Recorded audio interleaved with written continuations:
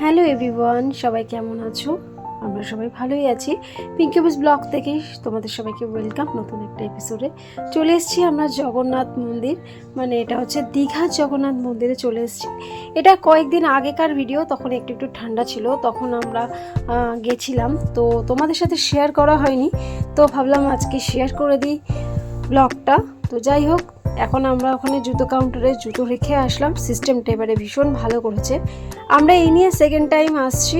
একবার এসেছিলাম তখন জুতো রাখার সমস্যা ছিল, আমার বন্ধুর জুতো চুরিও হয়ে গিয়েছিল। তো এবারে দেখলাম খুব সুন্দর জুতো রাখার জায়গা করে দিয়েছে সুন্দরভাবে। আর আমরা তো দিনের বেলা মন্দিরটা দর্শন করিনি, তো দিনের বেলার মন্দিরটা যেন অপূর্ব সুন্দর।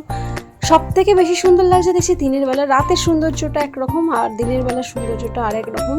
তো ভীষণ ভীষণ ভিড়, সবসময় মনে হয় এখানে ভিড়ই থাকে, আর আজকে তো বেশ ভিড়। তো আমরা এখন মন্দিরে ঢুকছি।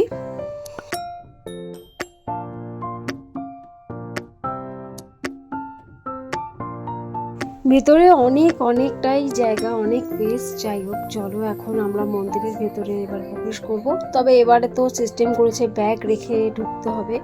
আবার তোমার মোবাইলটা ওখানে ফটো কিছু তোলা যাবে না। আমার কাছে একটা ব্যাগ ছিল, সেই ব্যাগ আবার কাউন্টারে জমা করে কুপন নিতে হলো। প্রথমবারে যখন এসেছিলাম, যখন উদ্বোধন ছিল, তখন এইসব সিস্টেম ছিল না।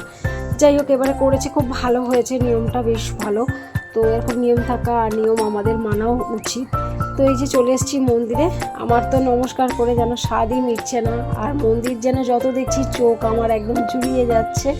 আর সূর্যের আলোয় তো মানে মন্দির আরও বেশি যেন মানে জল করছে, আর হালকা পিঙ্কিশ কালার, ভীষণ ভীষণ সুন্দর লাগছে। তো আমরা এখন যাব এবার ভিতরে।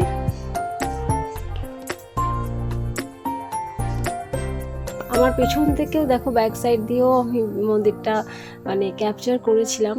এবারে আমরা মন্দিরের ভিতরে যাব। মন্দিরের ভিতরে তো ক্যামেরা অ্যালাউ নেই। যাই হোক, চলো মন্দিরটা ঘুরে আসি। তো ভেতরের জগন্নাথ দর্শন করে আমরা এই সামনেটায় বসে রয়েছি এখন। আর এখানে অনেক ফটোশ্যুটও করলাম, রিলস করলাম। যতই মানে অভি যতবারই বলছে চলো, আমার তো সত্যি বলতে একটুও যেতে ইচ্ছা করছে না। আর আমরা এবারে যেখানে ছিলাম সেখান থেকে মন্দির পায়ে হেঁটেই আসা যায়। আর এত ভালো লাগছে, মানে বাচ্চাদের তো ভীষণই আনন্দ আর কি। আমার মেয়ে, তারপরে আমার বন্ধুর ছেলে, ওরা তো ভীষণ মানে চুটিয়ে মানে দৌড়ে কিছুটা নিয়েছে এখানে। আর সবাইকে দেখছি ফটো সেশন করেই যাচ্ছে। ফটো তোলার সত্যি সবার শেষ হচ্ছে না, যে যেমনভাবে পাচ্ছে ফটো তুলতে।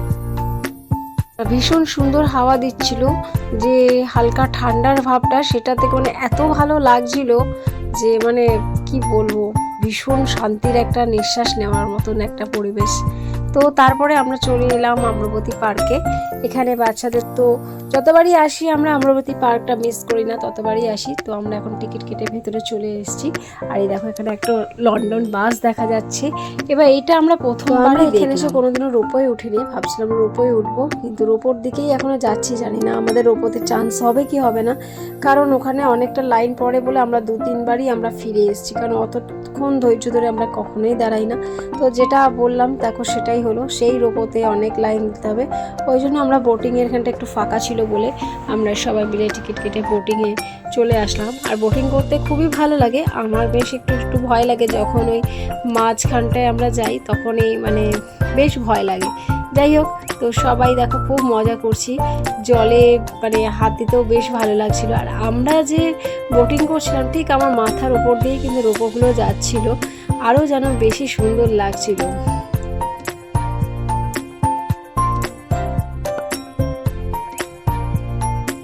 আর এখন পড়ন্ত রৌদ্র, আরও বেশ ভালো লাগছে। মানে সব কিছু মিলিয়ে মিশে ভীষণ ভীষণ ভালো লাগছে, যে মানে হালকা যে ঠান্ডাটা, সেটাই সব থেকে বেশি ভালো লাগছিল। আর আমার ব্যাক সাইডে দেখো দেখা যাচ্ছে ব্রিজটা।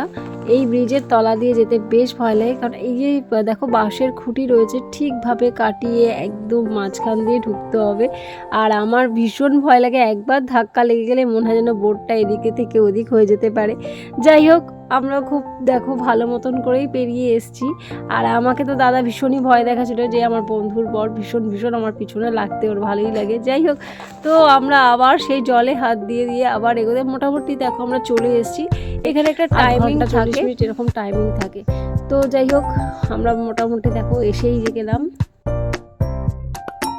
তো তো বোটিং করতে করতে সবাই মিলে ঠিক করলাম যে আমরা 7D দেখতে যাব। 7D দেখতে যাই না, কারণ ওই প্রথমবারে ভেবেছিলাম হয়তো গেলে বাচ্চারা ভয় পাবে, সেই জন্য টিকিট কাটতে গিয়ে সেখান থেকে ফিরে এসলাম। কিন্তু এইবার ভয় পেলেও কিছু করার নেই, এবার আমরা 7Dর কাছে চলে এসেছি। এখন যাব 7Dতে।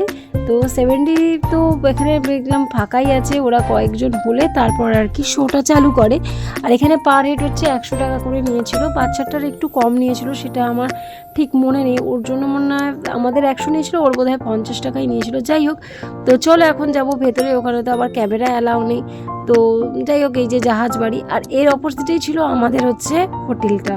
আমরা বেশিরভাগ এই হোটেলে এসেই উঠি। তো যেখান থেকে জাহাজ বাড়িটা বেশ সুন্দর দেখা যায়। রাত্রির বেলা তো জাহাজ বাড়ি জানো, যারা গেছো বা থেকেছো সামনে হোটেলে, খুব সুন্দর লাগে। যাই হোক, আমাদের সব দেখা কমপ্লিট হলো। আজকের এপিসোডটা এখানেই শেষ করলাম। তোমাদের যদি ভালো লেগে থাকে তাহলে একটা লাইক কমেন্ট শেয়ার করে আমার পাশে থেকেও, দেখা হবে অন্য একটা এপিসোডে।